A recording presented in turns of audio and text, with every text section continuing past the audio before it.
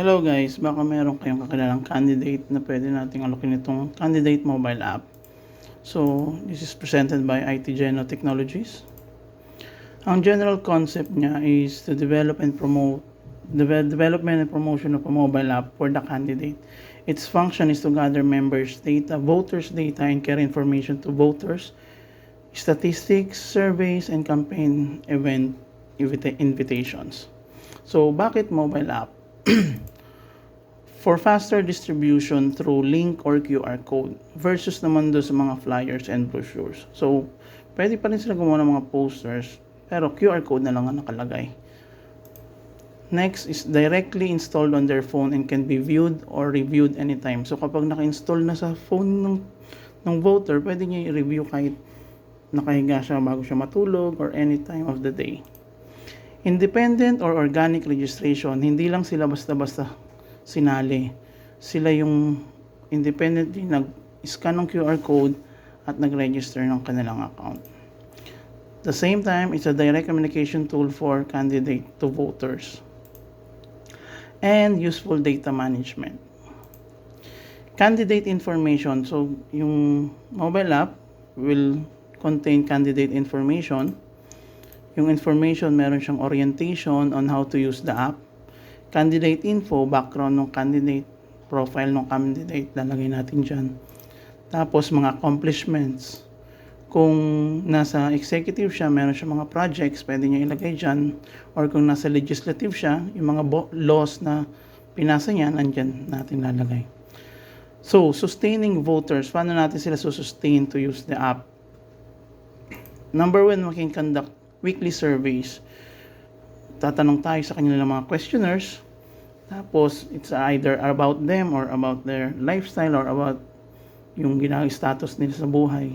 Then, we can also put some point system para masustain nila. Yung point system, siguro pwede natin sponsored na mga products or papalitan nila ng load. Next is health. Nilagay natin yung menu ng health kasi it's the most searched topic in the internet. So, any activities ng candidate relating to health, pwede po natin nilagay rito. Lifestyle is the daily activity of the candidate. So, yung mga ginagawa ng candidate everyday, pwede natin siya ilagay rito.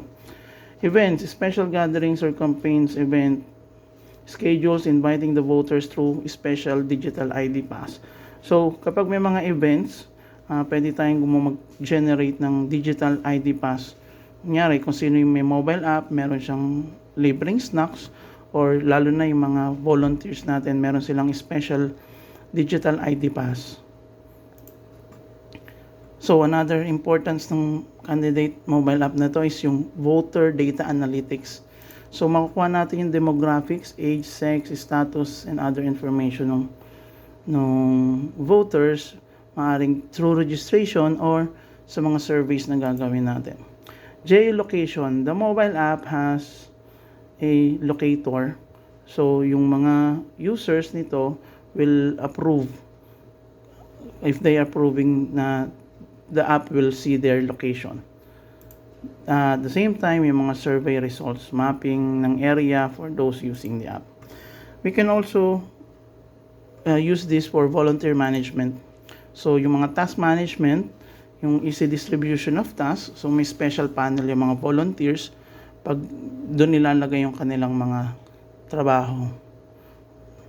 At meron ding accomplishment checklist. Same time, meron tayong performance checker or success indicators para sa mga volunteers. Kung ano yung performance nila, performance checker, kung effective ba silang nagaganap dun sa assigned sa kanilang location. Plus, we can also do some watcher monitoring. Example, may mga incidental reports, pwede din na dyan lagay. Then, yung election results, pwede rin natin dito ilagay para ma-check kung nagtrabaho talaga yung mga watchers at makuha natin yung information.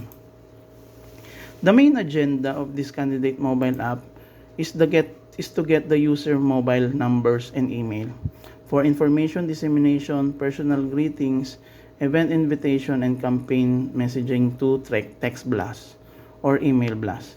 We can do that when they register in our mobile app. So weekly, twice a week, pwede tayo text sa mga nakaregister doon. Yes, good morning mula sa pogi mong Mayor Chris. Magbaon lagi ng payong dahil maulan. Ingat. So, parang lagi ka lang nagpaparamdam sa kanila. Or we can directly campaign proper messaging. Pagbati mo laking Congresswoman Grace Cruz, pang number 2 sa balota. Now, the project cost. Yung project cost, app and web development is free. Yung monthly maintenance for data servers, yun lang po ang may bayad. Pero most likely, sa mga packages, it will be waived.